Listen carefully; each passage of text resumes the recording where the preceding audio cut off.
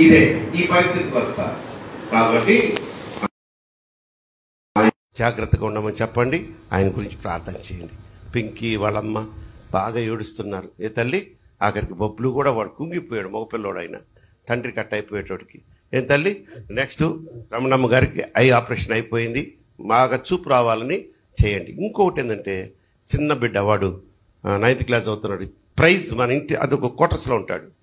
వాడికి వారం రోజుల నుంచి కడుపు నొప్పి అంట. అది ఏమో అర్థం కాక లాస్ట్కి వాళ్ళ పిన్నమ్మ అక్కడ ఉంటారు. ఏదో గెలికావు. హలో, స్తోత్రం. వాళ్ళ చిన్న ఎవరమ్మా, అరే ఉండమ్మా, నేను సీరియస్గా చెప్పు. ఐసీయూ కేసులు పేపర్లు చెప్తాను. స్తోత్రం. అది ఎప్పుడు అంతే, అది ఫేవర్ బ్యాచ్. వాళ్ళకి రోజు చేయాల్సిందే మనం. స్తోత్రం. రై చూడు, ఇది బాగలేదు, వేరే మైకన్న బిడ్డ గారికి. కాబట్టి చెర్రీకి ప్రైజ్కి వాళ్ళ పెన్నమ్మ గారు అక్కడ ఆంధ్ర హాస్పిటల్ ఏలూరులో ఉంటే అక్కడ పెద్ద ఐసీయూ నర్సు అక్కడికి తీసుకెళ్తే వాళ్ళ డాక్టర్లు స్కానింగ్ అవన్నీ చేసి వాడికి అపెండిసైటిస్ అని తేల్చారు. అపెండిసైటిస్ అంటే తెలుసు కదా, 24 గంటల కడుపు నొప్పి. అది భరించలేని నొప్పి అది. ఎందుకంటే ఇవన్నీ దాటుకొని వచ్చినోడే. నాకు చాలా పార్ట్లు లేవు నాకు లోపల, అన్నీ తీసేసారు చిన్నప్పుడే. కనుక ప్రైజ్ గురించి కొంచెం వాడు బాగా బాధపడుతున్నాడంట. తర్వాత రమణమ్మ గారి గురించి ముఖ్యంగా ఐసీలో ఉన్నారు ఇప్పుడు. ఎవరు, రమేష్ గారు. ముగ్గురు గురించి ప్రార్థన చేయండి తల్లి. రైట్ అయ్యా, చూడండి.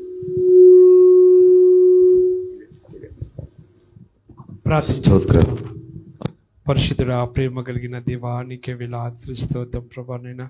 ఈ దినాన్ని పట్టి నీకు స్తుతులు స్తోత్రం ప్రభానైనా. అయ్యా, కృపతో నింపమని పాదాలు పట్టుకుంటున్నాం ప్రభానైనా.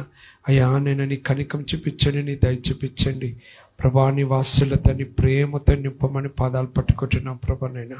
అభిషేకం దయచేయండి ప్రభా, నీకు స్తోత్రంనైనా. అయ్యా, నేను కనికం చూపించమని పాదాలు పట్టుకుంటున్నాను తండ్రి నైనా. ఏసయ్యా, నీ వెలుగుతో నింపండి నైనా. ఏసయ్యా, నీ కృపతో నింపమని పాదాలు పట్టుకుంటున్నాం ప్రభానైనా. అయ్యా, కనికం చూపించండి, దయ చూపించండి నేను. నీ వాత్సల్యత నింపని స్వరం వినటానికి ఇక్కడికి వచ్చి ఉన్నా. మీరు మాతో మాట్లాడమని అడిగించండి. అద్భుతం చేసినైనా మీరే మహిమ ఘనత పొందుకోమని యేసు నామములో అడిగి ప్రార్థన చేసి పొందుకున్నాం తండ్రి, ఆమేన్.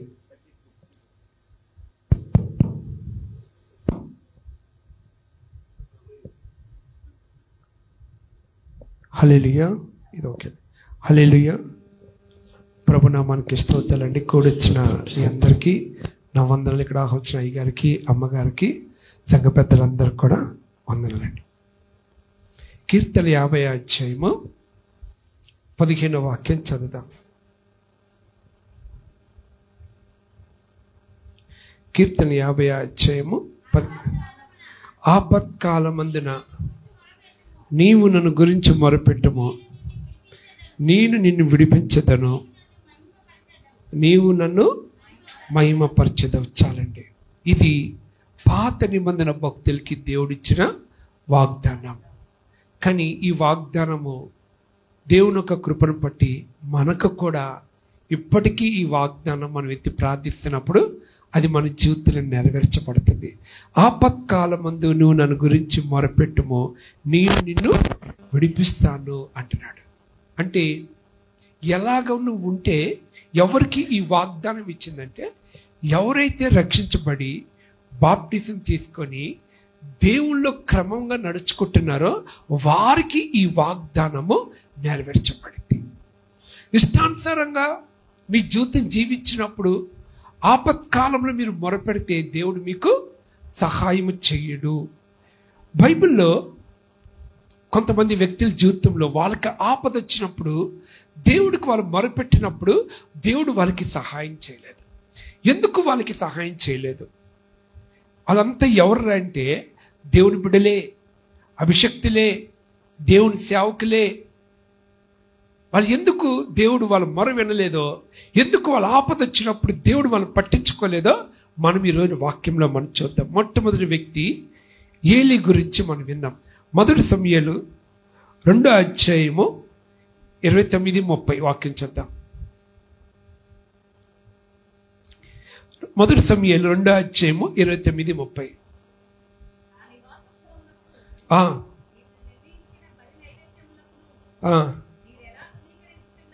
ఎలా తృణీకరిస్తున్నారు?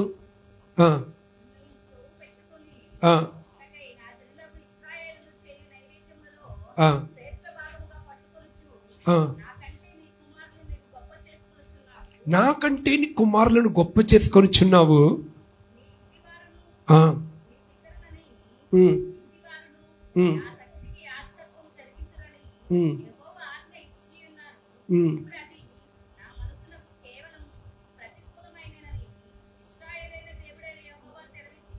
చాలండి. ఏలి వారి కుమారులు చేసిన ప్రతి ఒక్క తప్పుని వాళ్ళు గద్దించలేదంట. తన బిడ్డలు గద్దించలే.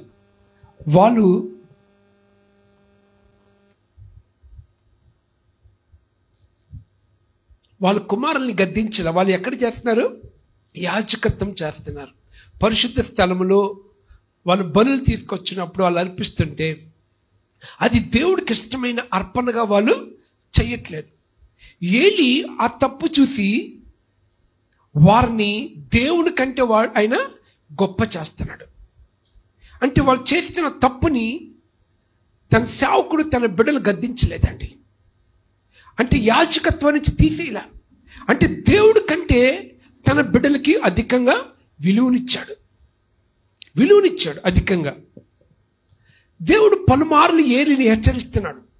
ఏలి నువ్వు చేస్తుంది తప్పు అని చెప్తున్నా కూడా ఏలి చెవి పక్కన పెట్టేశాడు. తన బిడ్డలకి ఏది చేస్తున్నా కూడా అది అతనికి ఇష్టంగా ఉంది. దేవుడికేమో అసహ్యం కలుగుతుంది. అతను చేసే పరిచర్య, అతను చేసే సేవ, అతను చేసే పాటలు పాడే విధము దేవుడికి అసహ్యం కలుగుతుంది. ఎందుకు అసహ్యం కలుగుతుంది? దేవుడికి ఇష్టకరంగా చెయ్యట్లేదు అక్కడ యాజకత్వంలో. ఈరోజు మీ సేవకులే ఉన్నారు ఇక్కడ. దేవుడి కంటే మిమ్మల్ని అధికంగా ప్రేమించాడు అనుకోనండి. మీరు తప్పు చేస్తున్నా మిమ్మల్ని గద్దించకుండా పోనీలే అని వదిలేసారు అనుకోనండి. అప్పుడు ఎవరు దెబ్బతింటారు? మీరుగా తినేది. దేవుడు అయ్యగారికి మీ తీర్పు వస్తుంది. దాని నెక్స్ట్ నీకు వస్తుంది తీర్పు. గద్దించాల్సింది అంతే. ఎందుకనంటే ఏలి చేసిన తప్పు ఏంటంటే సంఘములో తప్పు జరుగుతున్నప్పుడు, సంఘములో దేవునికి ఇష్టమైన కార్యాలు జరుగుతున్నప్పుడు వాళ్ళని తప్పించాలి అంతే. వాళ్ళని తప్పించకుండా వాళ్ళని అలాగే ఉంచుకుంటే ప్రమాదం ఎవరికి వస్తుంది? సంఘముకు వస్తుంది. సంఘము పాడైపోద్ది, సంఘము నాశనం అయిపోద్ది. గుర్తుపెట్టుకోండి. ఈ దినాల్లో నీ దైవ సేవకులు మిమ్మల్ని పిలిచి గద్దిస్తున్నప్పుడు అది మీరు సరి చేసుకోవాలి. అది మీరు సరి చేసుకోకపోతే నెక్స్ట్ స్టెప్ మీకు నష్టం కలిగిద్ది. అంతే, నష్టం కలిగిద్ది. ఏలి కూడా అదే చేస్తున్నాడు. తన బిడ్డలు దేవుడికి ఇష్టలేని కార్యాలు చేస్తుంటే ప్రభువు నాకంటే నీ బిడ్డలకి నువ్వు అధికమైన విలువనిస్తున్నావు అని చెప్పి ప్రభువే స్వయంగా మాట్లాడుతున్నాడు. ఈ దినాల్లో నీ జీవితం ఎలాగుంది? మీ పరిస్థితి ఎలాగుంది? ఒక్కసారి ఆలోచించుకోండి. ఏలి చేసిన తప్పు భయంకరమైంది. మొదటి సమూయేలు 3:2-3 వాక్యం. అప్పుడు మళ్ళీ దేవుడు ఏలితో మాట్లాడుతున్నాడు. ఏలి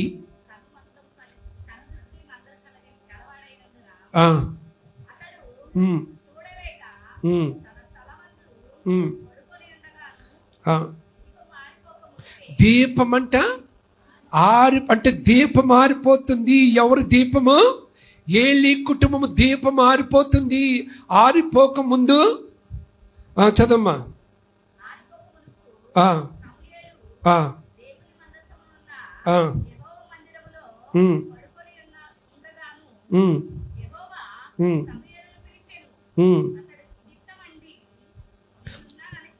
చాలండి. ఏలి మంద దృష్టి కలిగి దేవుడు ఏలితో ఇంకా మాట్లాడటం మానేశాడు.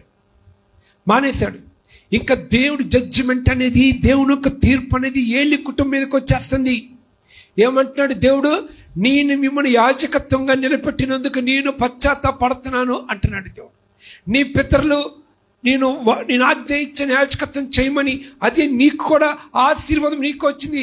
నీకు యాజకత్వం నీ ఇచ్చాను, తర్వాత నీ బిడ్డలకి ఇచ్చాను. అది కానీ అది నేను ఎందుకు ఇచ్చానా అని చెప్పి నేను బాధపడుతున్నాడు దేవుడు. ఇక్కడ నీ విషయంలో దేవుడు ఈ బాధపడకూడదు. ఈ అమ్మాయి నేను ఎందుకు రక్షించాను రా, ఈ అమ్మాయికి ఈ ఉద్యోగం నేను ఎందుకు ఇచ్చాను, ఈ అమ్మాయికి ఈ జీవితం నేను ఎందుకు ఇచ్చాను, ఇతనికి ఎందుకు ఇంత చదువు చదివిచ్చాను అంటే, నీ చదువు ద్వారా, నీ ఉద్యోగము ద్వారా, నీకు వచ్చిన ఆరోగ్యము ద్వారా, నీకు వచ్చిన స్థితి ద్వారా దేవుడు కానీ మహిమపరచబడకపోతే ముందు ఎవరు బాధపడతారో తెలుసా? దేవుడు బాధపడతాడు. అనవసరంగా ఈవిని దీవించానురా అని బాధపడతాడు. ఇప్పుడు మనమే ఏమనుకుంటాం, వీడికి ఏమి లేనప్పుడు ఇంత సహాయం చేశాను అనవసరంగా వీడికి అని మనమే అనుకోమా? మనమే అనుకుంటాం. ఇంకా దేవుడు అనుకుంటున్నాడు ఇక్కడ ఏలీ విషయంలో. ఏలీవికి ఎన్నిసార్లు చెప్పినా కూడా అప్పుడు దేవుడు అంటాడు, నాకు నేను అనవసరంగా యాజకత్వం ఇచ్చి నేను తప్పు చేశా అంటాడు. ఎందుకు? తన బిడ్డల్ని గొప్ప చేసుకుంటున్నాడు, తన బిడ్డలు గొప్ప చేస్తున్నాడు. ఇక్కడ ఏమవుతుంది? దేవుడు ఆరిపోతుందంట ఆ దీపము. అంటే మంద దృష్టి కలిగింది. ఏలితో దేవుడు మాట్లాడలా, సమూయేలుతో మాట్లాడుతున్నాడు. ఏలీ కుటుంబానికి వెళ్ళి చెప్పు, ఏలీ బిడ్డలో యుద్ధము జరగబోతుంది, దాంట్లో వాళ్ళు చనిపోతారు, మందసము పట్టబడిద్ది, ఏలీ కూడా చనిపోతాడు అని సమూయేలుతో దేవుడు మాట్లాడిన తర్వాత సమూయేలు వెళ్ళి ఏలీ దగ్గర నిలబడితే ఏలీ అంటాడు, నీకు దేవుడు ఏమైతే చెప్పాడో మరుగు చేయకుండా ప్రతి ఒక్కటి నాతో నువ్వు చెప్పుము అంటాడంతే. సమస్తం చెప్పినప్పుడు ఏలీలో ఒక పశ్చాత్తాపం రాలేదండి. విచిత్రం చూడండి. ప్రభా నన్ను క్షమించయ్యా, నేను నా బిడ్డలకు, నీకంటే నా బిడ్డలు ఎక్కువగా నేను చూశాను, క్షమించు. యుద్ధం అంటే ఇంకా ఆరిపోలే దీపము, ఇంకా ఆరిపోలేదు దీపము. దీపం ఆరిపోక ముందు అంటే నీకు శ్రమ శోధన రాకముందు దేవుడు నేను హెచ్చరిస్తా ఉంటాడు. సరిచేసుకో హెచ్చరిస్తా ఉంటాడు. కానీ సమూయేలు ఏలికి చెప్పినప్పుడు ఏలి పశ్చాత్తాపడలేదండి. దేవుని సన్నిధిలో కన్నీరు కార్చలేదు. మొదటి సమూయేలు 4వ అధ్యాయము, మొదటి సమూయేలు 3వ అధ్యాయము 12-13 చూద్దాం. ఆ దినమున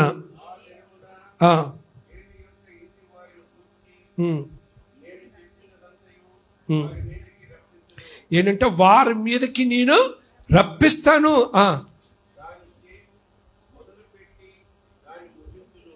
ఏమంటున్నాడండి? అది చేసి నేను ఫినిష్ చేసేస్తాను అంటున్నాడు దేవుడు.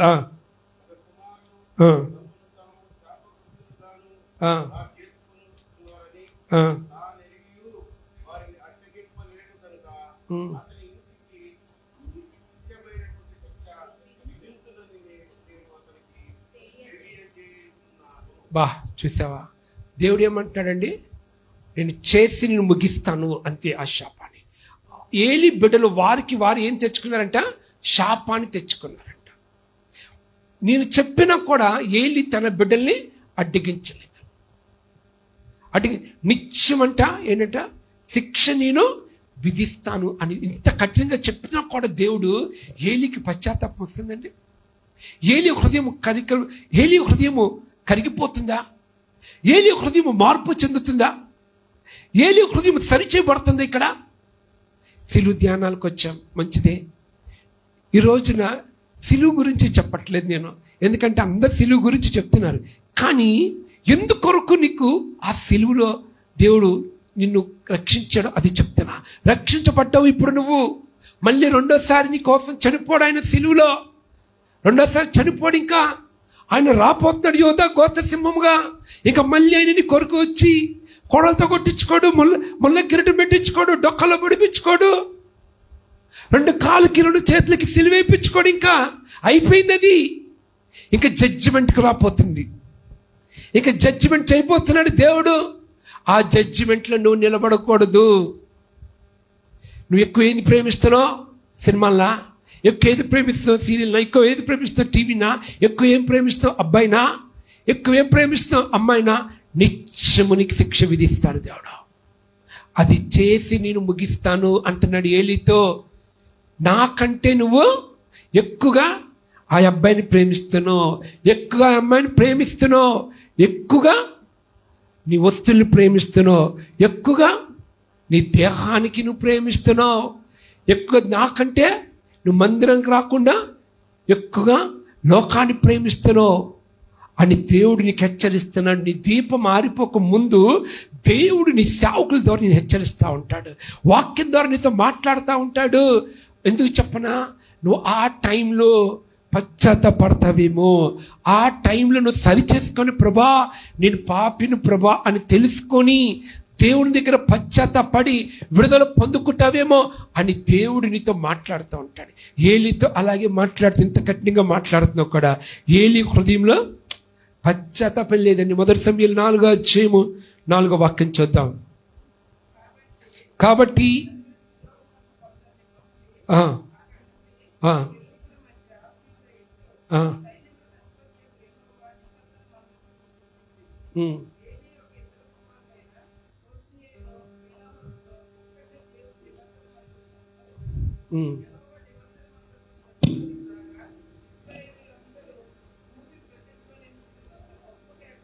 గొప్ప కేకలు వేసిరి.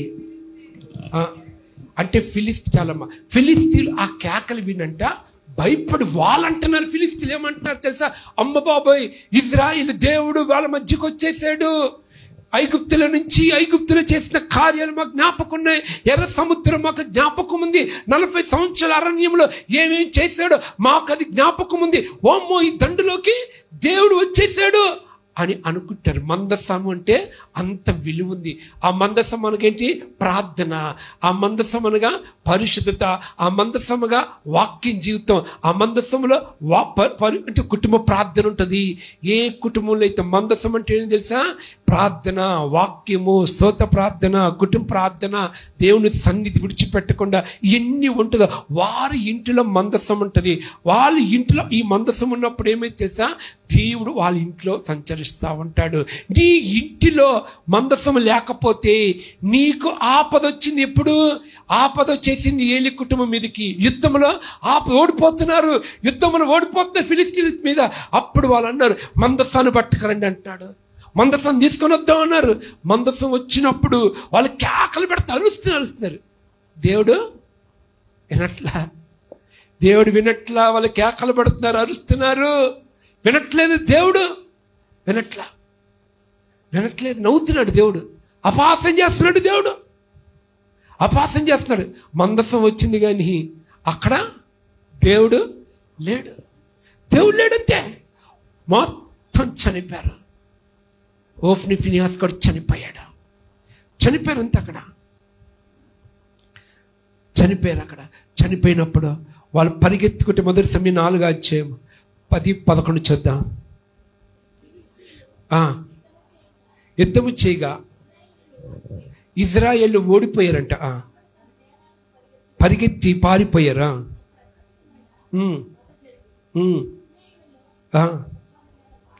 35,000 మంది చనిపోయారు. పట్టబడిపోయిందంట.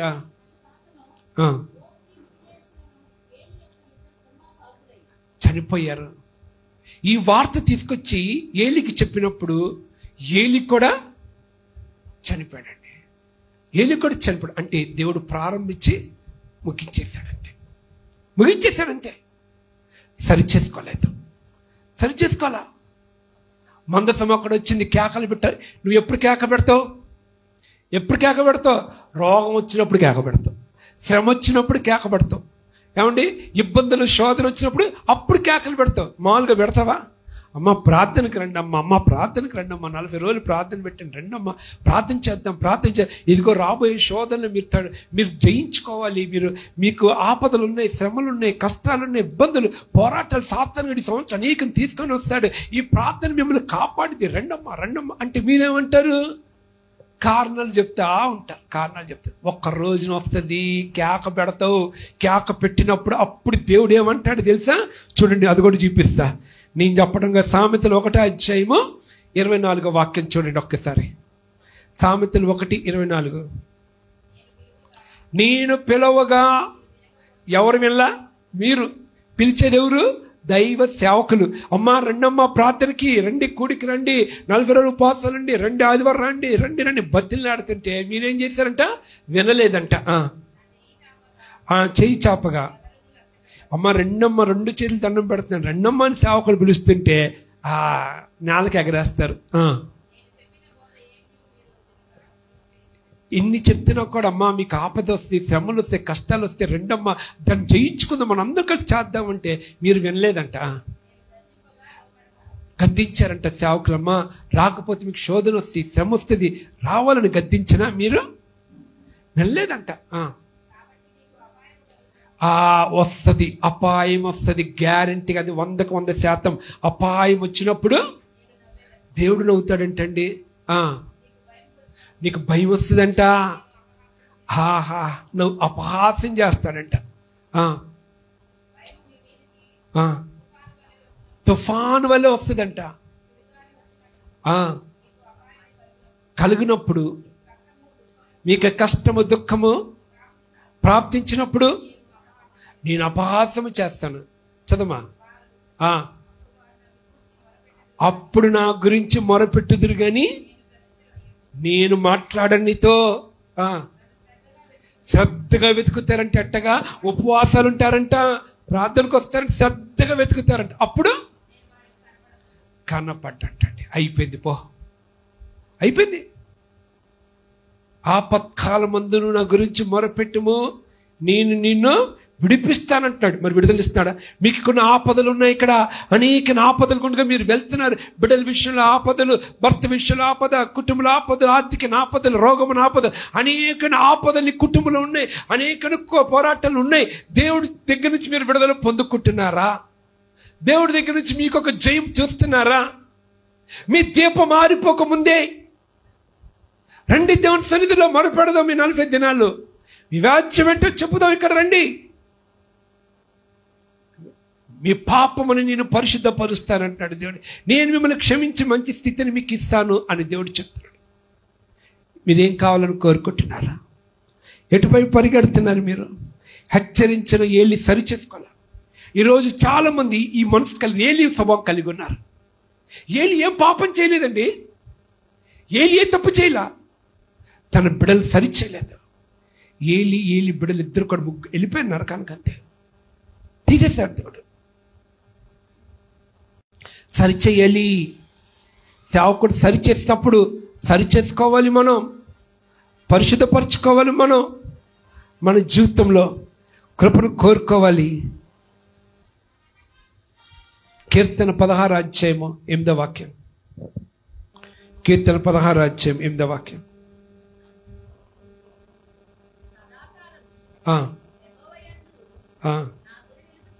నా గురి నిలిపించున్నాను, ఆయన కుడి పార్శ్వమందు ఉన్నాడు కనుక నేను కదల్చబడను. ఎవరు అంటున్నారండి? కుడివైపు అందరు కొన్నాడు. ముఖ్యమైన వ్యక్తులు దేవుడికి ఎవరైతే దేవుడికి ఉంటాడు కుడివైపున, వాళ్ళు కొండి వాళ్ళ చేయి పట్టుకొని కాపాడుకుంటాడు దేవుడు. ఈరోజు నువ్వు ఈ మాటను చెప్పగలుగుతావా?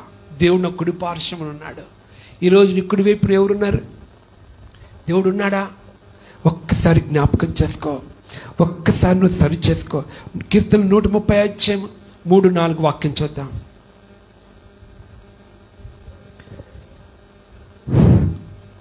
కీర్తన 130 అధ్యాయం. యెహోవా నువ్వు దోషములు కనిపెట్టి చూచినెడల ప్రభా ఎవడు నిలవగలడు? అయినను నిలుపునట్లు నీ యొద్ద క్షమాపణ దొరుకును. ఎవరి యొద్ద క్షమాపణ ఉంటుంది? దేవుని దగ్గర క్షమాపణ ఉంటుంది. ఎంతమంది ఏలి స్వభావం కలిగి ఉన్నారు? ఏలిలాగా హృదయాన్ని కట్టుపరుచుకుంటున్నారు. నీ దీపం మారిపోకముందే, నీ కుటుంబం దీపం మారిపోకముందే సరి చేసుకో. రా దేవుని సన్నిధికి. నీ బిడ్డలు దీపం మారిపోకముందే దేవుని దగ్గరికి రా, కృపను పొందుకుంటా. లేకపోతే ఒక దినాన్న ఆయన ఎందుకు ఈ బిడ్డ నిన్ను దీవించాను అన్న మనసు ఆయనకి కలగనివద్దు. ఆ బాధ రానివద్దు నీ పట్ల, నా పట్ల. ఇంకా కృపణిస్తున్నాడు. ఎంత బలహీనంగా ఉన్నా, ఎంత పాపం చేస్తున్నా, ఎంత అవిధేయతగా ఉన్నా దేవుడికి ఇంకా మనసు నీ పట్ల నా పట్ల రాలేదు, నీ పట్ల రాలేదు. చాలామంది ఖాళీగా ఉండి కూడా దేవుని సన్నిధికి రాలేకపోతున్నారండి, దేవుని సన్నిధికి రాలేకపోతారు, ప్రార్థించలేకపోతున్నారు. ఈ రోజున నవ్వుతాడండి మనకు అపాయం వచ్చినప్పుడు. ఇంకొక వ్యక్తిని చూద్దాం. మొదటి దినవృత్తాంతాలు 13వ అధ్యాయం 3వ వాక్యం, సౌలు గురించి చూద్దాం. మొదటి దినవృత్తాంతాలు 13:3. మన దేవుని మందసమును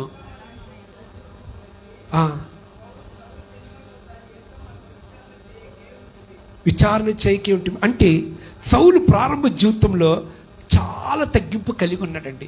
ఎందుకు ఆ మందసము పట్టబడింది? ఎందుకు ఆ మందసము సౌలు దగ్గర నుంచి వెళ్ళిపోయింది? ఎందుకు? కారణం ఏంటి? ఎందుకు దేవుడు ఆ మందసం పట్టబట్టం కారణం ఏంటి? సౌలు ప్రారంభ దినంలో చాలా తగ్గింపు కలిగి ఉన్నాడు. సమూయేలుతో దేవుడు చెప్పాడు, సమూయేలు, ఇదిగో ఇజ్రాయేల్ ప్రజలు రాజుగా చేయమన్నారు కదా, నేను ఒక వ్యక్తిని నీ దగ్గర పంపిస్తాను, ఆ వ్యక్తిని అభిషేకించు అంటాడు. ఆ వ్యక్తి ఎవరు? సౌలు. సౌలు వచ్చినప్పుడు దేవుని దగ్గరికి అతడిని దేవుడు అభిషేకించాడు. అప్పుడు సమూయేలు అంటాడు, ఇదిగో దేవుడు నిన్ను రాజుగా చేశాడు ఇజ్రాయేల్ ప్రజల మీద, సదాకాలము నీ రాజ్యం ఉంటుంది అని చెప్పి దేవుడు దీవించాడు, ఆశీర్వదించి. ఎందుకంటే ప్రారంభ దినంలో సౌలు చాలా తగ్గింపు కలిగి ఉన్నాడండి. ఎలాంటి మాటలు మాట్లాడుతున్నాడంటే మొదటి సమూయేలు 9వ అధ్యాయము 21వ వాక్యంలో చూస్తే సౌలు మాట్లాడిన విధం చూస్తే అది చాలా గొప్పగా ఉంటుంది. మొదటి సమూయేలు 9:21.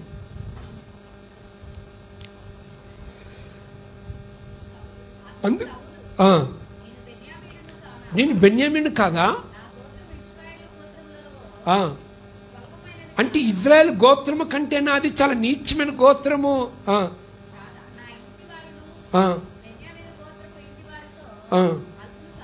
అల్పులు కదా, మా చిన్న కుటుంబం కాదమ్మా అది.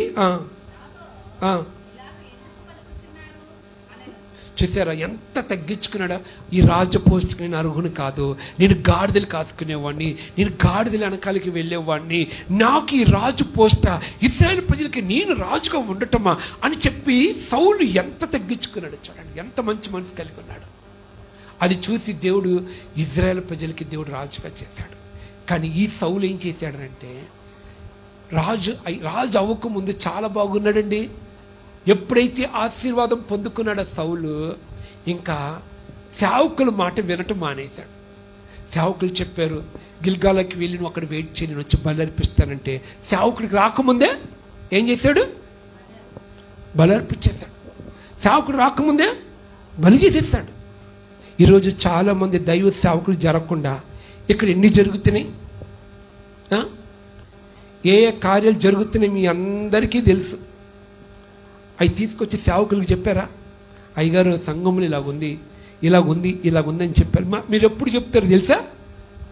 ఊరంతా తెలిసిద్ది. అందరు తెలిసిన తర్వాత నాశనం అయిపోద్ది, చూసావా సంఘం.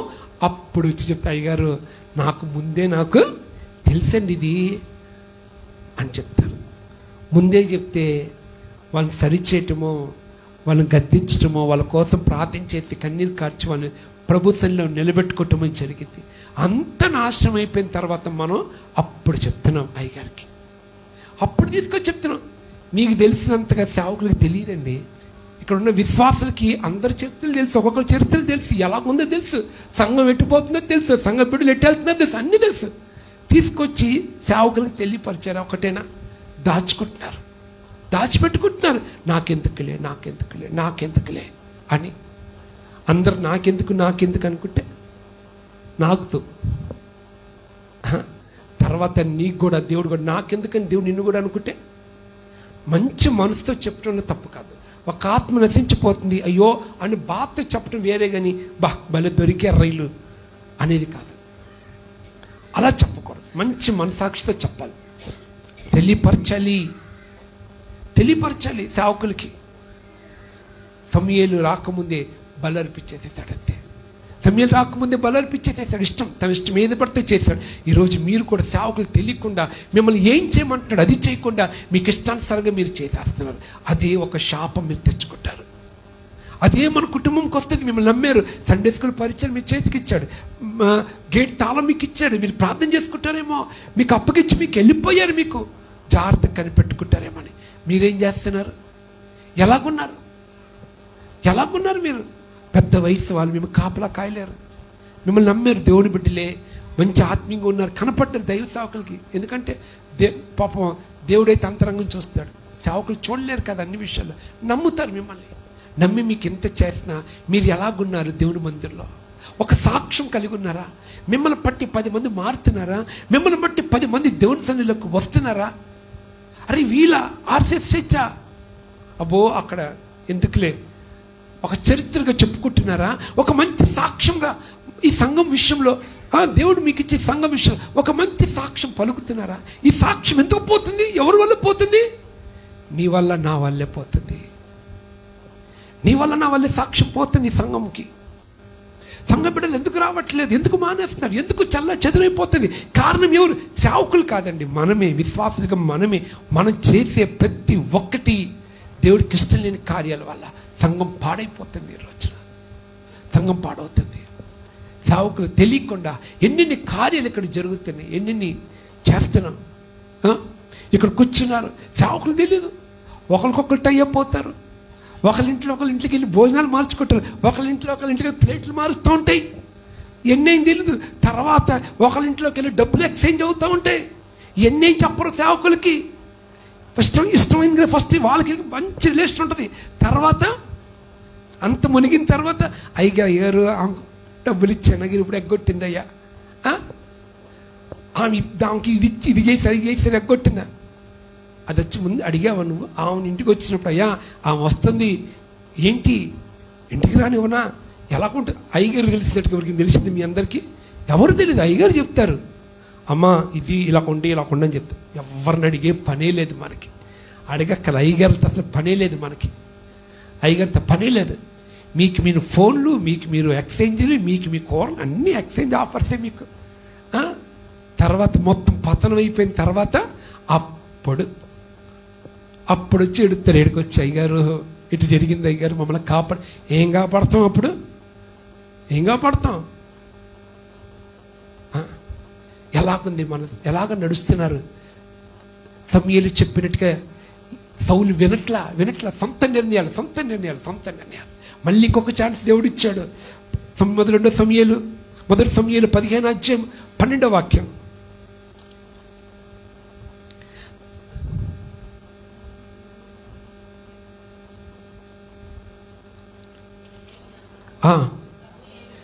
ఉదయమున సమూయేలు లేచి పోగా సౌలు కర్మేలుకు వచ్చి నిలిపి వినును రాగా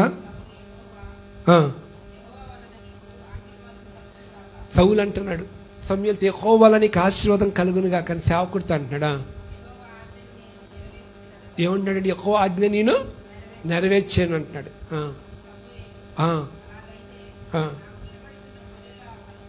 గొర్రెలర్పులను ఎక్కడివి అడిగాను.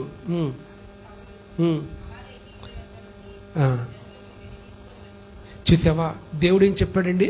మొత్తాన్ని చంపేయి, ఒక్కడు కూడా ఉంచద్దు. రాజులతో సహితము డబ్బు, బంగారం, బట్టలు ఏ వస్తు తావద్దు, బూడిద చేసేసే, కాల్చిపడేసే. ఆ అమాలేకులైన పట్టణం అంతా కాల్చేసే, ఒక్కడు కూడా మిగలకూడదు. పశువులతో సైతం మిగలకూడదు కాల్చే. అంటే ఈయన ఏం చేశాడండి? ఆయనకి ఇష్టమైన ఈ బంగారం, బట్టలు కొన్ని తెచ్చిపెట్టుకొని ఇంట్లో పెట్టుకున్నాడు. గ్యాదల్ని, పశువులు తెచ్చిపెట్టుకున్నాడు, కొన్ని పెట్టుకున్నాడు. అవి పెట్టుకోవటం వలన దేవుడు ఏం చేశాడు తెలుసా? సౌలు అంటున్నాడు, ఇగో యెహోవాను ఆశీర్వదించి దేవుడు మాట నెరవేర్చాను అంటున్నాడు. సమూయేలు అంటాడు, ఈ రంకెలేంటి, స్వరాలు ఏంటి అని అడుగుతున్నాడు. ఒప్పుదల ఆత్మ. దేవుడు ఏం చెప్పాడు? అన్నిటిని నువ్వు రక్షించబడ్డావు, కొన్నిటిని విడిచిపెట్టావు, కొన్నిటిని విడిచిపెట్టలా. బాప్టిజం తీసుకున్నావు, కొన్ని చంపేసుకున్నావు, కొన్నిటిని చంపలా. కొన్ని కోరికలు చంపుకోలా. ఆ కోరికలు ఇంకా అలా ఆ కోరికలు నెరవేర్చుకుంటాను. కొంతమంది ఇంకా బాప్టిజం కూడా తీసుకోవాలి. అమ్మాబాయి బాప్టిజం తీసుకుంటే ఏమైపోతాను, నేను ఉంటానా ఉండనా అంటే నీకు పాపం చేయాలని ఉంది, నీకు ఆశ ఉంది పాపం చేయాలని, అందుకని బాప్టిజం తీసుకోవట్లా. అంటే కోరికలు అంటే ఏం కోరికలు తెచ్చుకుంటాం? ఏ కోరికలు? ఏం కావాలని నీకు? దేవుడి కంటే పరలోకం కంటే నీకు ఇంకా కోరిక ఏదైనా ఉందా నీకు ఈ లోకంలో? పరలోకం ఇచ్చిన కోరిక మనకి ఇంకోటి ఉందా? లేదు. అదే కోరికలు కూడా. అందుకని అక్కడికి వెళ్ళాలంటే ఇక్కడ నువ్వు చచ్చిపోవాలి. అక్కడ పరలోకంకి వెళ్ళాలంటే ఇక్కడ నీకున్న కోరికలన్నీ చచ్చిపోవాలండి. మంచి బట్టలు కట్టుకో తప్పు కాదు, మంచిగా ఉండు తప్పు కాదండి. దేవుడికి ఇష్టమైన అలంకరణ, దేవుడికి ఇష్టం లేని క్రియలు మనలో ఉండకూడదు. ఈ దేవుడికి అసహ్యము. ఈ రోజున నీ ఇంట్లో ఏం వినపడుతున్నాయి? దేవుని పాటలు వినపడుతాయా? క్రీస్తు సునాదం వినపడుతుందా? దేవుని యొక్క వాక్యం నీ కుటుంబంలో వినపడుతుందా? కుటుంబ ప్రార్థన ఉంటుందా? స్తోత్ర ప్రార్థన వినపడుతుందా? పక్కన వాళ్ళకి నీ ఇంట్లో నుంచి నీ కన్నీటి ప్రార్థన వినపడుతుందా? ఏం వినపడుతున్నాయి? ఏం మాటలు? 24 గంటలు సెల్ ఫోన్లో, 24 గంటలు వీడియో కాల్, 24 గంటలు చాటింగ్లో, 24 గంటలు టీవీ ముందు, 24 గంటలు ఫ్రెండ్స్తో, 24 గంటలు వీళ్ళింటికి పో, ఆ ఇంటికి పో, ఇంటికి పో. ఇదే తప్ప దేవుడి సన్నిధిలో నువ్వు నిలబడుతున్నావా? దేవునికి ఏం చెప్పాడు, నువ్వేం చేస్తున్నావు? ఎలాగుంది నీ భక్తి జీవితం? ఒక్కసారి జ్ఞాపకం చేసుకో. దేవుడు అప్పుడు అన్నాడు, సమూయేలు, సౌలు నేను కొట్టేశా, ఇక సౌలు రాజ్యం ఉండదు, ఇంకా తీసేసాను సౌలు రాజ్యాన్ని, ఇంకా నాకు సౌలుతో పని లేదు.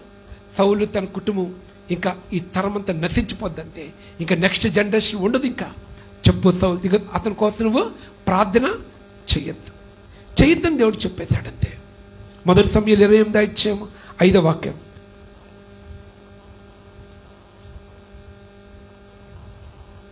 మొదటి సమూయేలు 28:5.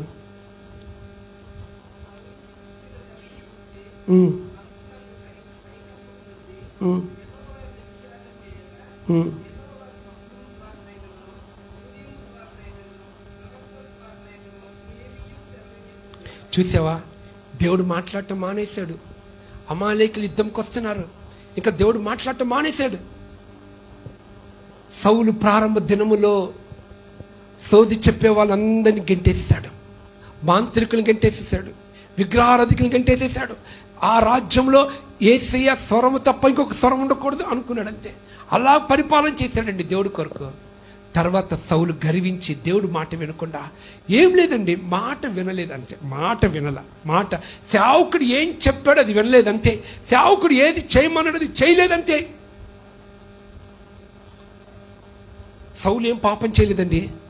మీకు చెప్పనా, వ్యభిచారం చేయలా, దొంగతనం చేయలా, నరకచర్య చేయలా, ఏ పాపం చేయలా, ఒక్కటే చేశాడు. దైవ సేవకుడు ఇది చెయ్యి అంటే అది చేయలా. ఈరోజు ఎంతమంది నీ సేవకులు ఇది చెయ్యి అని అంటే మేము చేస్తున్నాం అన్నవాళ్ళు ఎంతమంది నిజాయితీగా చెయ్యొద్దని ఊరికి ఎత్తద్దు. అందుకని మనకు ఆశీర్వాదం లేదు, అందుకని దీవెన లేదు. సేవకుడు ఏదైతే చేయమంటున్నాడో అది చేయకపోవటం వల్లనే నష్టం వచ్చింది సౌలు జీవితంలో. అంతే, ఇంక ఏం చెప్పరండి సేవకులు. ఏం చెప్తారు? అమ్మ ప్రార్థన చేసుకో, వేకుజాము లేదు, కుటుంబ ప్రార్థన చేసుకో, బైబిల్ చదువుకో, క్రమం తప్పకుండా ఆదివారం రా, బుధవారం రా, శుక్రవారం ప్రార్థనకి రా, 40 దినాల ప్రార్థన. ఇదేగా చెప్పేది, ఇదే కదని చెప్తుంది. అది వినకపోవటం వల్లనే, అది అదే మాట వినలేదు. అది వినకపోతే చూడండి, చక్కటి మాట ఉంటుంది. నిర్గమకాండము 15:26 వాక్యం.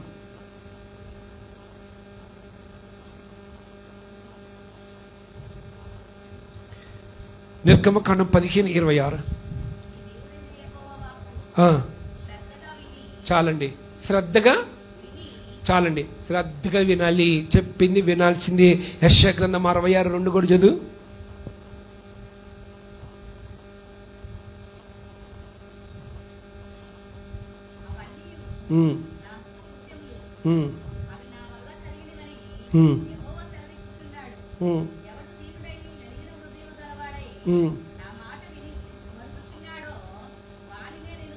నా మాట విని వణుకుచున్నాడో వాని మీద నేను దృష్టి. చాలు. ఎవరి మీద దృష్టి నిలబెడతాడంటండి దేవుడు? సేవకులు ఏదైతే చెప్తున్నారో అది వింటే వారి మీద దృష్టి ఉంటుంది, వారి మీద దృష్టి. మీ సేవకులేని మీ దగ్గర ఉన్న వెండి బంగారాలు అడుగుతున్నారండి? ఏమండి అడుగుతున్నారా? మీ డబ్బు ఇచ్చి, మీ బంగారం ఇచ్చి, మీ ఇల్లు రాసే, మీ ఆస్తి మాకు రాసే అని అడుగుతున్నారేంటి? ఏం అడగట్లేదు కదండి. అమ్మా ఉపవాసం ఉండు, ప్రార్థన చేసుకో, బైబిల్ చదువుకో, దేవుని మందిరికి రండమ్మా, మానద్దు, ఇదే కదండి అంటుంది. ఈ మాట వినకపోతేనే నష్టం వస్తుంది అంతే. ఇలాగ మీ అయ్యగారు కఠినంగా చెప్పలేరుగా, ఇలా చెప్పలేరుగా. ఆయన చెప్తే మీరు బాధపడతారని చెప్పలేరు. కానీ నేనైతే అలా చెప్పకుండా ఉన్నానుగా, కంపల్సరీగా వాక్యంలో ఉంది. కానీ మీ అయ్యగారు కొద్దిగా దాన్ని కవర్ చేసి చెప్తారు, మీకు నొప్పి కలగకుండా. నేను అలా చెప్పలేను. నొప్పి కలిగిద్ది ఈ వాక్యం అంతే. నేనైతే నొప్పి కలగ చేస్తా అంతే. ఎందుకంటే వాక్యం అది అంతే. శ్రద్ధగా వినాలంట. వినలేదంతే సౌలు వినకపోవటం వల్ల నష్టం అండి. వినలేదంట. వినకపోవటం వల్ల సౌల్ని దేవుడు విడిచిపెట్టేశాడు. విడిచిపెట్టడం వల్ల అమాలేకులు యుద్ధంకి వచ్చినప్పుడు, ఇంకా శ్రమ, కష్టం, బాధ వచ్చినప్పుడు సౌలు ఎత్తుకుతున్నాడు. యాజకుల కోసం, ప్రవక్తల కోసం వెతుకుతున్నారు. దేవుడి దగ్గర నుంచి ఎవ్వడు లేదు. ఇప్పుడు ఎక్కడికి వెళ్తున్నాడండి? ఎక్కడికి వెళ్తున్నాడు? కర్ణ పిశాచి కలిగిన వారి దగ్గరికి వెళ్తున్నాడు. ఎవరినైతే ఆ దేశంలో నుంచి సౌలు తరివేశాడో ఇప్పుడు ఎత్తుక్కుంటా మళ్ళీ అక్కడికి వెళ్తున్నాడు. కారణం ఏంటో తెలుసా? చక్కటి మాట ఉందండి.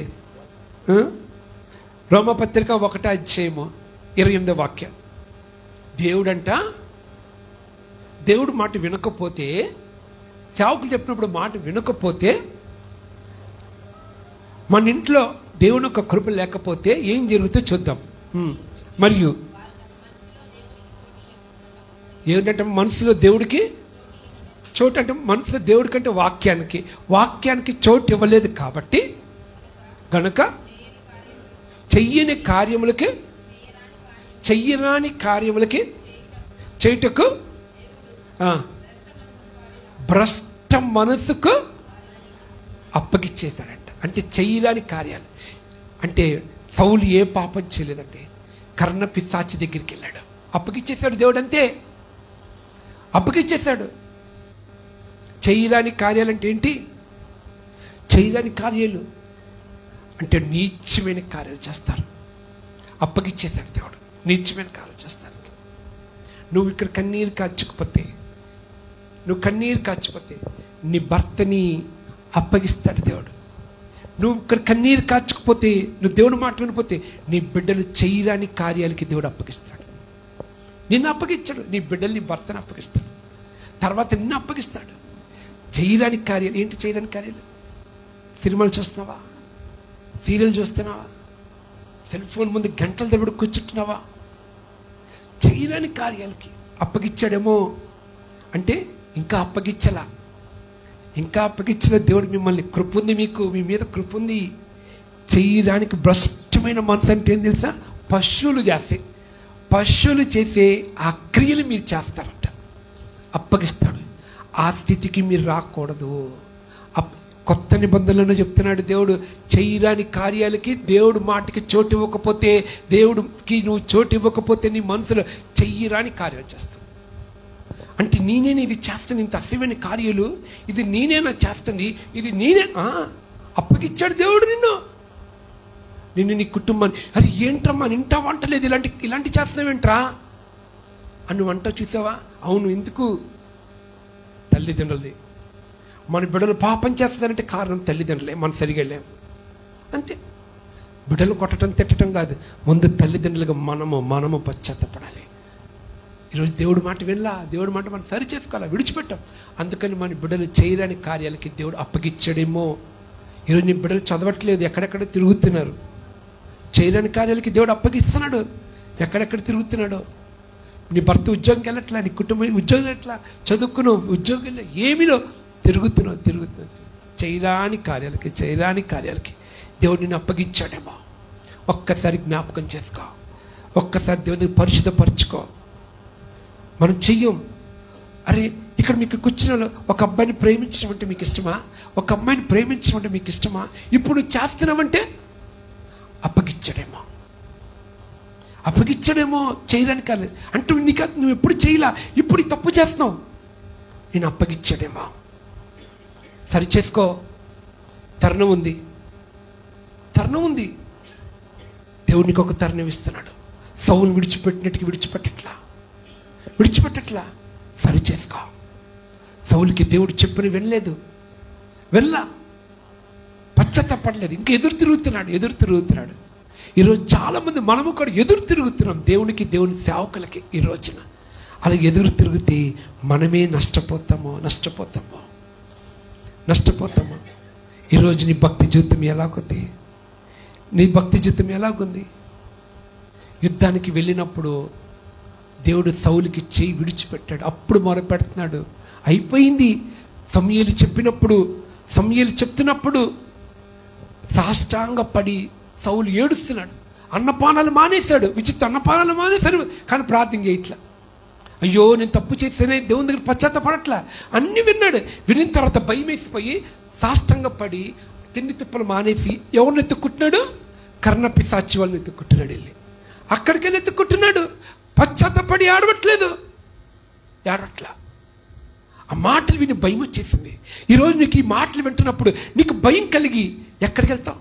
కర్ణపిశాచుల దగ్గరికి వెళ్తావా?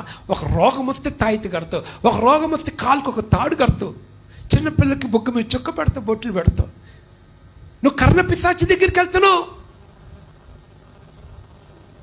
ఎక్కడికి వెళ్తున్నాం మనము? ఏ పరిస్థితిలో మనము ఉన్నాము? మన జీవితము ఎలాగ ఉంది? మన పరిస్థితి, మన ఆత్మీయ స్థితి ఒక్కసారి మనం పరీక్షించుకుందాం. ఒక్కసారి మనం సరిచేసుకుందాం. 2 దినవృత్తాంతాలు 13వ అధ్యాయము 19వ వాక్యం.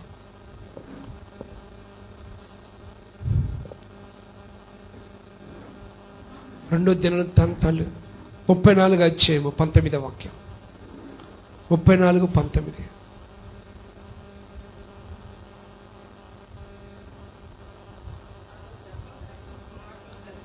అతడు ధర్మశాస్త్రపు మాటలు చదువుతున్నప్పుడు వింటున్నప్పుడు రాజు విని అంటే వస్త్రములు చింపుకోవటం అంటే ఏం తెలుసా? హృదయాన్ని చింపుకోవాలి, హృదయమును కడుక్కోవాలి. నువ్వు దేవుని మాటలు వింటున్నప్పుడు నీకు ఒక భయం కలుగుతుందా? ఈ రాత్రికాలం నీకు వాక్యం ముగిస్తున్నా. ఆపత్కాలమందు నువ్వు మొరపెడితే నువ్వు విడుదల పొందుకోగలుగుతావా? నీకు ఆపదలు వస్తే నువ్వు విడుదల పొందుకోగలుగుతావు. ఈ రాత్రి నువ్వు ఉద్యోగానికి వెళ్తున్నావు, చదువులకు వెళ్తున్నావు, ఎగ్జామ్స్కి వెళ్తున్నావు, ఒక జై జీతం చూడగలుగుతావా? ఆపత్కాలమందు నువ్వు నా గురించి మొరపెట్టుము, నేను నిన్ను విడిపిస్తాను అంటున్నాడు దేవుడు. అంటే ఆపద వస్తుంది, వచ్చినప్పుడు నీకు మొరపెడితే నువ్వు జయాన్ని చూడగలుగుతావా? నువ్వు మొరపెట్టినప్పుడు ఆ మొర దేవుడు వింటాడా? విని నీకు ఉత్తరం ఇచ్చి జయమిస్తాడా? ఆ ధైర్యం నీకుందా? ఈ వాగ్దానము నీ పట్ల నెరవేర్చబడలేరా అంటే ఈ దినమంటాడు దేవుడు ఒక వాగ్దానం ఇస్తున్నాడు. నీ కొరకు కలవరిశిలో ఎందుకు మరణించాడు? ఈ దినము నీ కొరకు 2000 సంవత్సరం క్రితం నీ కోసం ఎందుకు ప్రాణాన్ని పెట్టాడంటే నీకు ఒక దినం ఆపద వస్తుంది. అప్పుడు నువ్వు మొరపెట్టినప్పుడు నేను నిన్ను విడిపించాలి, నువ్వు దేవుని మహిమపరచాలి అని ఒక తపన కలిగి ఆయన ఆ కల్వరి సిలువెక్కిన్నాడు. ఈ వాగ్దానం నీ పట్ల నెరవేరుస్తానికి ఆ కల్వరి సిలువను ఎన్నుకున్నాడు దేవుడు. ఈ రోజున మరి నువ్వు మొరపెడుతున్నావు, జవాబు వస్తుందా? విడుదల చూస్తున్నావా? జయాన్ని చూస్తున్నావా? నీ కుటుంబంలో ప్రార్థనకి జవాబు చూస్తున్నావా? నువ్వు ప్రార్థిస్తున్నప్పుడు నీకు ఒక విడుదల చూస్తున్నావా? ఏలీలాగున్నావా? సౌలులాగున్నావా? ఏలీలాగా నీ హృదయం కఠినం చేసుకుంటున్నావా? ఏలి బిడ్డలలాగా కఠినం చేసుకుంటున్నావా? అతి పరిశుద్ధ స్థలములో దేవుని సన్నిధిలో దేవుని మందిరంలో వాళ్ళు ఉండి వాళ్ళు ఏం చేస్తున్నారు? అమ్మాయిలతో పాపం చేశారు. ఏలి కుమారులు అమ్మాయిలతో పాపం చేశారు. దేవుడికి ఇష్టం బల్లర్పించాడు. పరిశుద్ధ స్థలములో మీరు ఇక్కడ నిలబడి ఏం చేస్తున్నారు? ఒక చేస్తున్నారా సంఘాన్ని? ఎలాగుంది సంఘము? ఎలాగ నడుచుకుంటున్నారు సంఘంలో? మీరు ఒక భయం ఉందా మనకి? ఒక పరిశుద్ధమైన జీవితం కలిగి మనం జీవిస్తున్నామా? ఏలి కుటుంబం లాగా ఉందా? ఏలిలాగా మనం జీవిస్తున్నామా? మనము పరిశుద్ధ స్థలములో ఏలి బిడ్డలు అక్రమ సంబంధం కలిగి ఉన్నారు. ఏలి బిడ్డలు పాపం చేస్తున్నారు. అక్కడ వ్యభిచారం స్త్రీలతో. ఏలికి అది తెలిసి కూడా గద్దించలేదు. బలులు ఇష్టానుసారంగా అర్పిస్తున్నారు, ఇది తప్పు అని చెప్పలేకపోయాడు. దేవుని మాట కంటే, దేవుని కంటే ఎక్కువగా చూసుకున్నాడు ఏలి తన బిడల్ని. ఘనంగా తీసి పక్కన పడేశాడు దేవుడు. అంతే. ఆపత్కాలం వచ్చినప్పుడు మొరపెట్టలేదు, ఏలి మొరపెట్టలేకపోయాడు. చనిపోయారు, అంతే, చనిపోయారు. ఈరోజు ఆపత్కాలం అందు నీవు మొరపెడితే నీకు జయం ఇవ్వాలని దేవుడు కోరుకుంటున్నాడు. ఏలి కుటుంబంలాగా నీది ఉందా? ఆ స్వభావం నీలో ఉందా? ఆ ఆత్మ నీలో పనిచేస్తుందా? సౌలులాగా ఉన్నావు తగ్గింపుతో, ఇప్పుడు ఎలాగున్నావు? తిరుగుబాట. సౌలు తిరుగుబాటు చేసిన దేవుడు జయమిచ్చాడు. అమాలేకులందరినీ చంపాడు, కానీ పశువును గొర్రెలను తెచ్చుకుని జయమిచ్చాడు దేవుడు. కానీ దేవుడు ఏం చేశాడు? సౌలుకి రాజ్యమును తీసేసి సౌలుకి దేవుని సన్నిధి నుంచి ఒక దయ్యాన్ని పంపించేశాడు. అంతే. దెయ్యం పడతా ఉంది సౌలుకి, అప్పు చెప్పేశాడు దయ్యానికి, అంతే సౌల్ని. కానీ పోస్ట్ తీయలేదు. 40 సంవత్సరాలు రాజుగా ఉన్నాడు, కొట్టేసిన. కానీ అతని రాజ్యంలో నెమ్మది లేదు, సంతోషం లేదు. నువ్వు ఇంకా బతికే ఉంటావు, ప్రార్థనకు వస్తూనే ఉంటావు, దేవుని సన్నిధిలో ఉంటావు, కానీ నీ కుటుంబంలో విడుదల ఉండదు, అద్భుతాలు ఉండదు, నెమ్మది ఉండదు, స్వస్థత ఉండదు, ఆనందం ఉండదు. కారణం ఏంటి? పాపము దాచిపెట్టుకున్నంత కాలము విడుదల చూడవు. ప్రభు అంటున్నాడు ఈ రాత్రి కాలము, ఇదిగో ఆ ధర్మశాస్త్రం మాటలు విన్నప్పుడు రాజు హృదయాన్ని చెప్పుకున్నాడంట, కన్నీరు కార్చాడంట. అలా కన్నీరు కారుస్తావా? లేచి నిలబడదాం, దేవునికి అప్పగించుకుందాం, దేవునికి అప్పగించుకుందాం. మనం అందరం కూడా అడుగుదాం దేవుణ్ణి, ప్రభా ఆపత్కాలం వచ్చినప్పుడు, ఆపత్కాలంలో నువ్వు మొరపెడితే నీకు దేవుడి దగ్గర నుంచి జవాబు తెచ్చుకుని ఆ ధైర్యం నీకుందా? నాకు దేవుడు జయమిస్తాడు, ఆపద వచ్చినప్పుడు నేను మొరపెడితే దేవుడు నాకు సహాయం చేస్తాడండి అని చెప్పగలుగుతావా?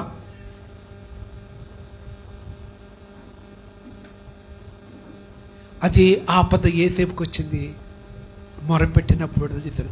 అదే ఆపద షడ్రక్ మెషక్ అబేద్నెగోకు వచ్చింది, దేవుడు విడుదలిచ్చాడు. అదే ఆపద దానియేలుకు వచ్చింది, సింహబోన్లో మొరపెట్టినప్పుడు దేవుడు విడిపించాడా? ఈరోజు నువ్వు ఒక విడుదల కావాలి. నీకు ఆపద వచ్చినప్పుడు విడుదల చూస్తావా? విడుదల పొందుకోగలుగుతావా? అద్భుతం చూడగలుగుతావా నీ జయంలో, నీ జీవితంలో? ఇదే అనుకూల సమయము, ఇదే రక్షణ దినము అంటున్నాడు. పోగొట్టుకుని రక్షణని, పోగొట్టుకుని పరిశుద్ధతని దేవుడు ఇవ్వాలని కోరుకుంటున్నాడు. భ్రష్ట మనసుకి వెళ్ళిపోవాలని ఇష్టపడుతున్నావా?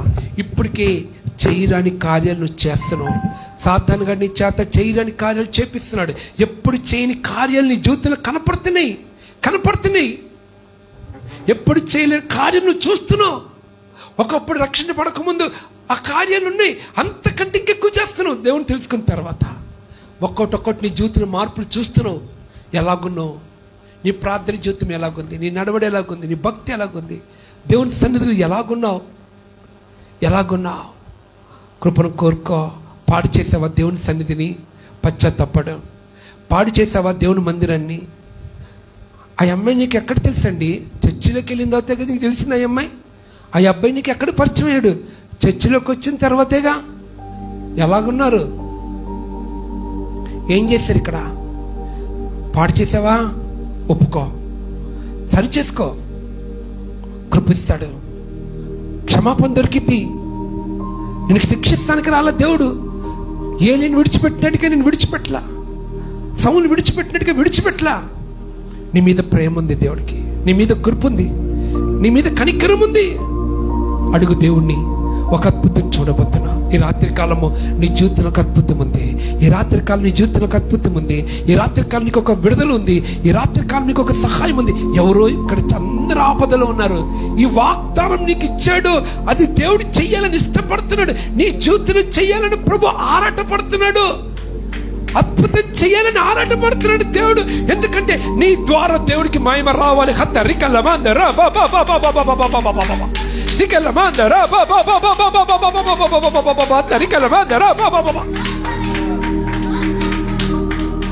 ఈ వాగ్దానం నీ పట్ల నెరవేర్చబడాలని దేవుడు ఆశపడుతున్నాడు. నీ దేవుడు యేసయ్య, నువ్వు దేవుని మహిమ పరచాలని ప్రభు ఆరాటపడుతున్నాడు. కానీ నువ్వే తీసుకోలేకపోతున్నావు. ఆపదలో ఉండడానికి ఇష్టపడుతున్నావు. ఎలాంటి ఆపదైనా, ఎలాంటి పాపమైన రాత్రి కాలం నిన్ను దేవుడు యేసు రక్తం ద్వారా క్షమిస్తున్నాడు, నిన్ను పరిశుద్ధపరుస్తున్నాడు, నీకు ఒక విడుదల ఇస్తున్నాడు దేవుడు. నీ కన్నీరుని నాట్యంగా మార్చబోతున్నాడు, నీ దుఃఖం నాట్యంగా మార్చబోతున్నాడు. అది ఎలాంటి బలహీనత అయినా, చేయలేని కార్యాలు చేసిన దేవుని ఎంత దుఃఖం పెట్టినా ప్రభు అంటున్నాడు, నేను నా చిత్తానుసారంగా నీ అతిక్రమను తుడిచివేస్తున్నాను, నీకు పరిశుద్ధమైన జీవితం ఇస్తాను. నువ్వు మహిమ, నీ ద్వారా దేవుడికి మహిమ రావాలి, నీ ద్వారా దేవుడికి మహిమ రావాలి, నీ ద్వారా దేవుడికి గొప్ప కార్యాలు జరగాలి, నీ ద్వారా దేవుడు అద్భుతాలు చేయాలని కోరుకుంటున్నాడు, ఆరాటపడుతున్నాడు. విడుదల కోరుకోండి.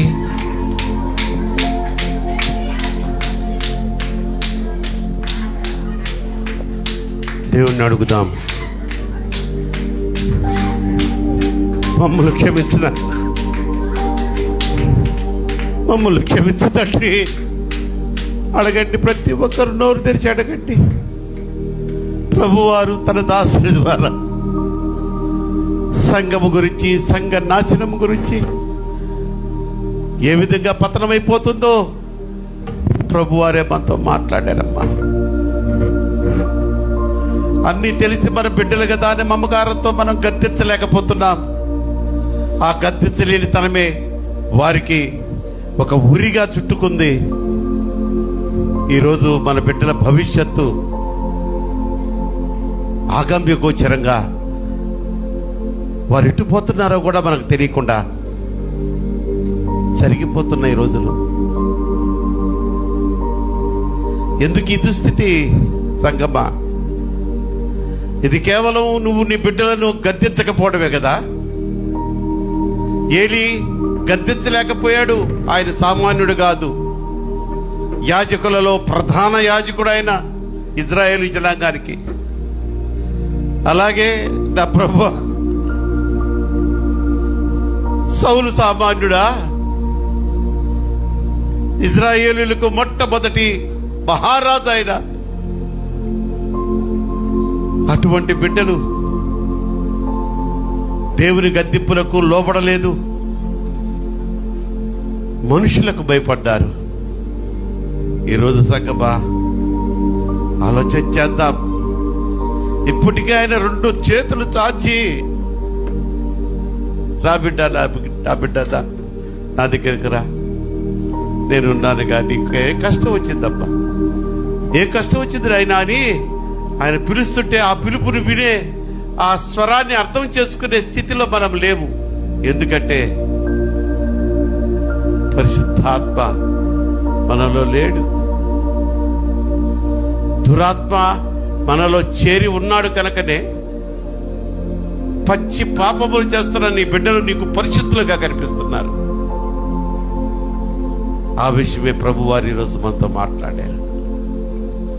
అయినా కలవరపడకు సంగమా, నేను బిడ్డలను సరిచేస్తాను, సంఘాన్ని సరిచేస్తాను అన్నది ఆయన వాగ్దానము. దేవునికి ఒక మంచి స్తోత్రం. హల్లెలూయా. Yes my lord.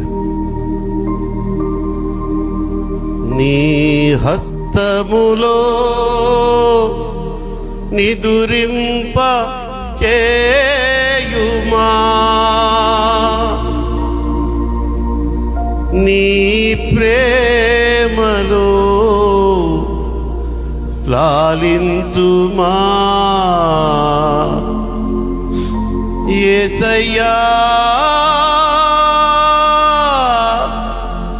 యేసయ్యా.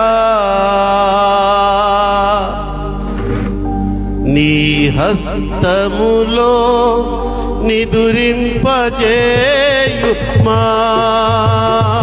నీ ప్రేమలో లాలించుమా,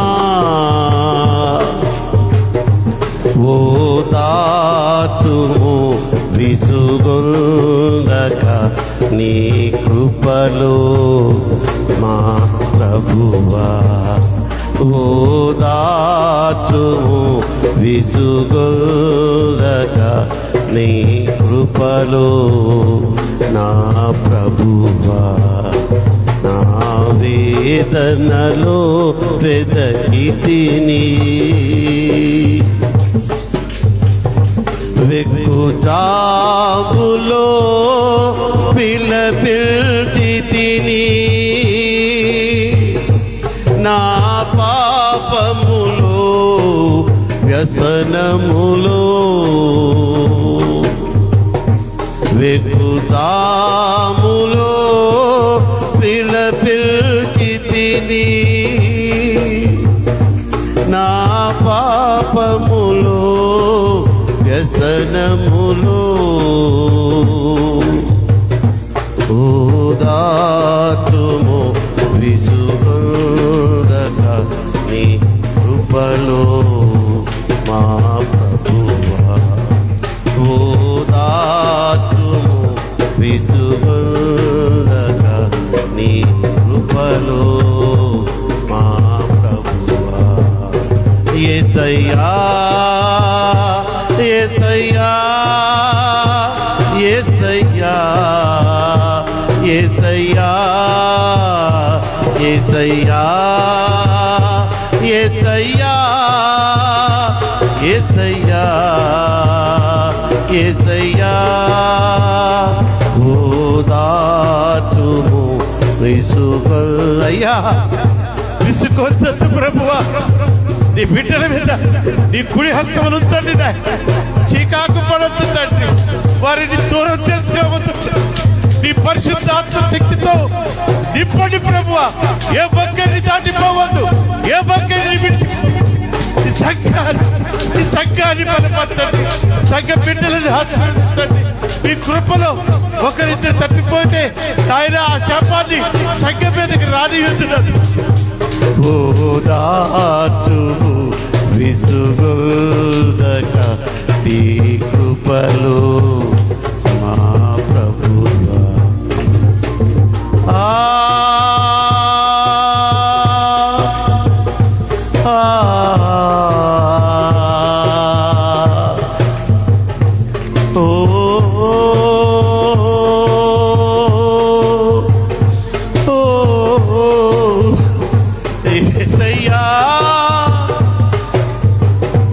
యేసయ్యా యేసయ్యా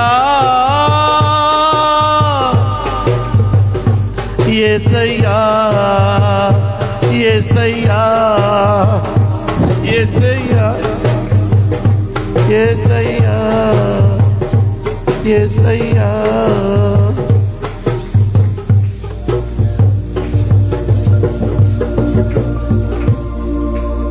ప్రార్థన చేసుకుందాం.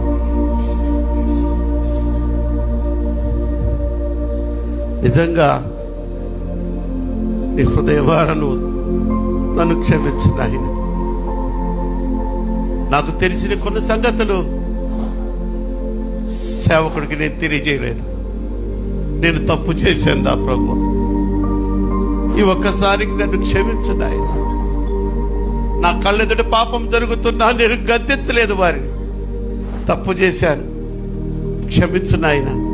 నాకెందుకులే, లెక్కలేనితనంగా ఉన్నాను, క్షమించు నాయన. నేను నిజంగాను పశ్చాత్తాపంతో ఈ సమయంలో ప్రభువుని వేడుకుంటే ఆయన మరలా తిరిగి నిన్ను తన హక్కున చేర్చుకొని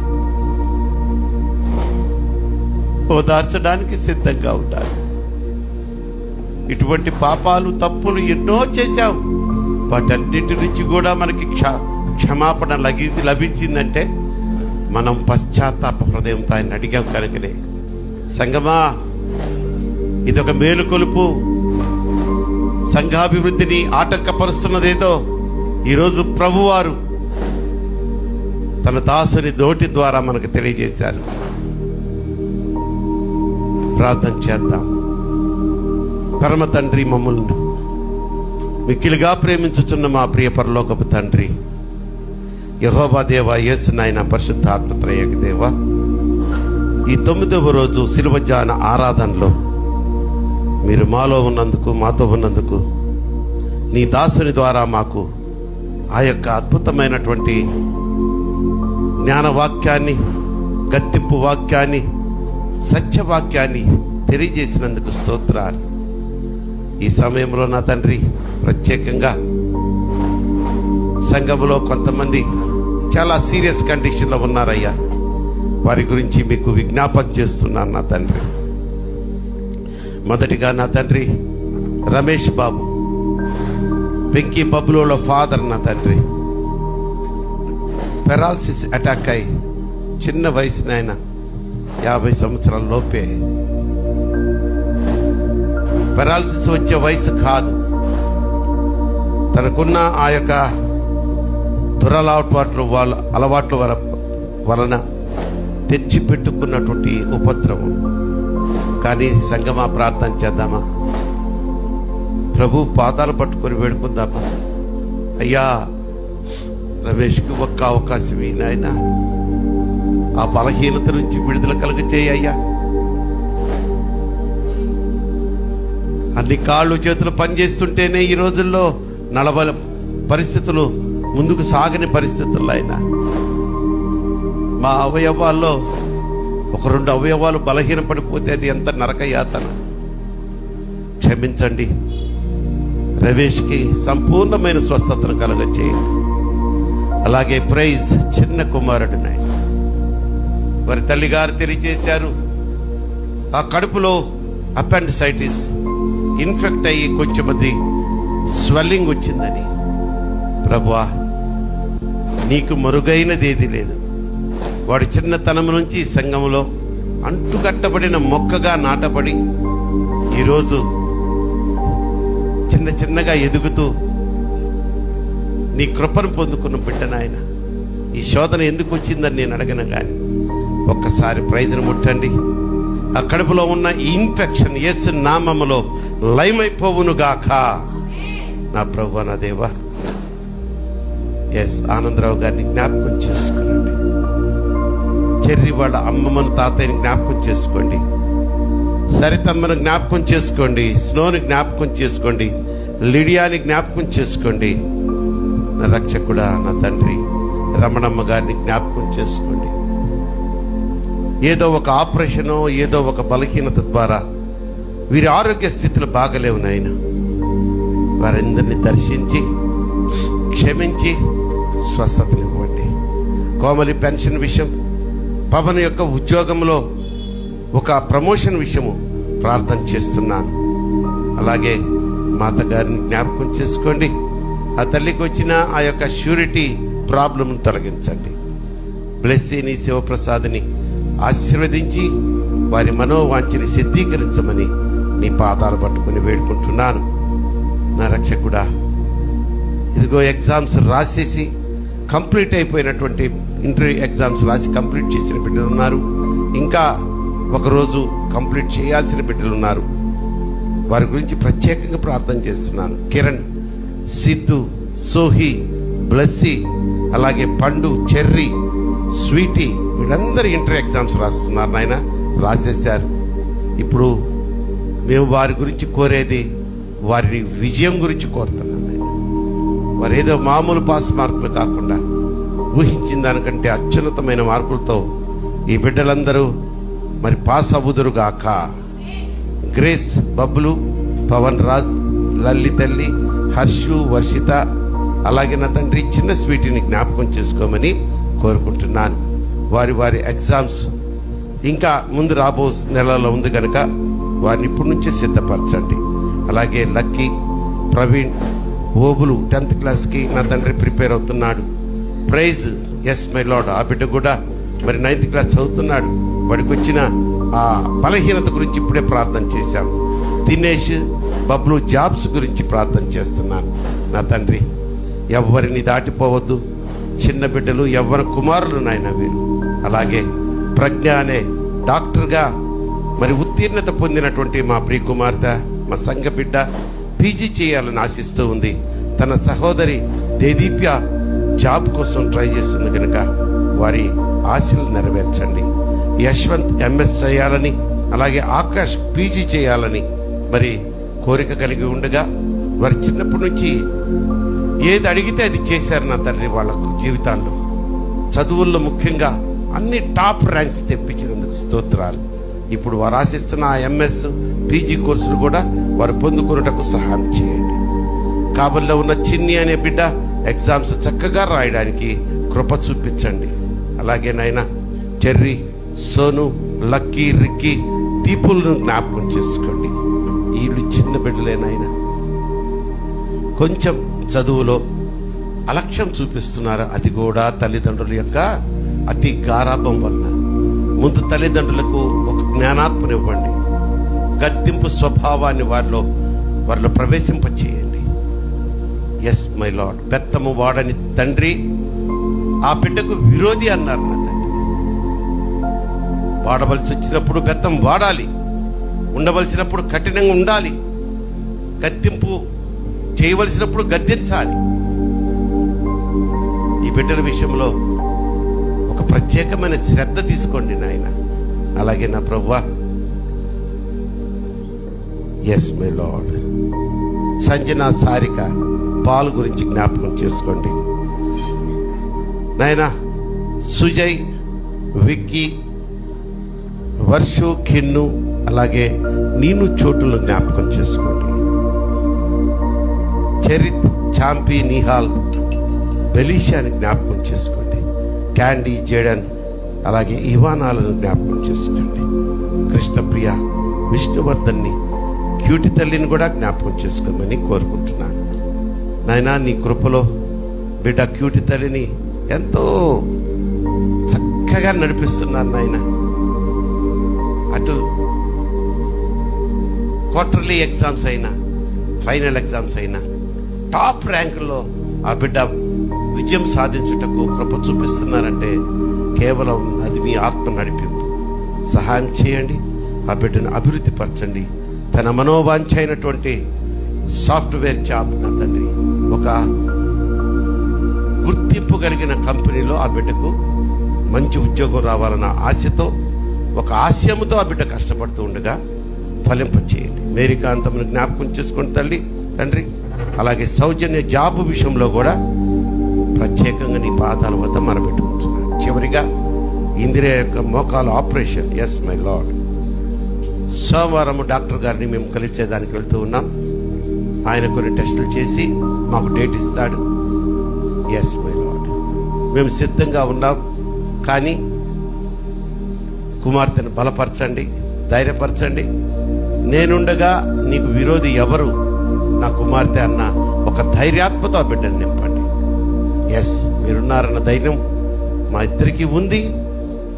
స్వతహాగా చాలా పిరికితనంలో ఉన్న ఇందిరా ఈరోజు ఆ ఆపరేషన్కి సిద్ధపడిందంటే ఎస్, నా దేవుడు నా పక్షంగా ఉన్నాడు, ఇది నా మేలు కొరకే జరిగిస్తున్నాడన్న దృఢ నిశ్చయానికి వచ్చింది. నా సహాయం చేయండి. అలాగే ఇక్కడ కూడి వచ్చిన ప్రతి బిడ్డను పేరు పేరు వరుసగా దీవించండి.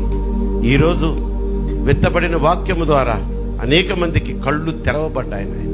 హృదయాలు కూడా నా తండ్రి చక్కగా తెరవబడింది నా తండ్రి.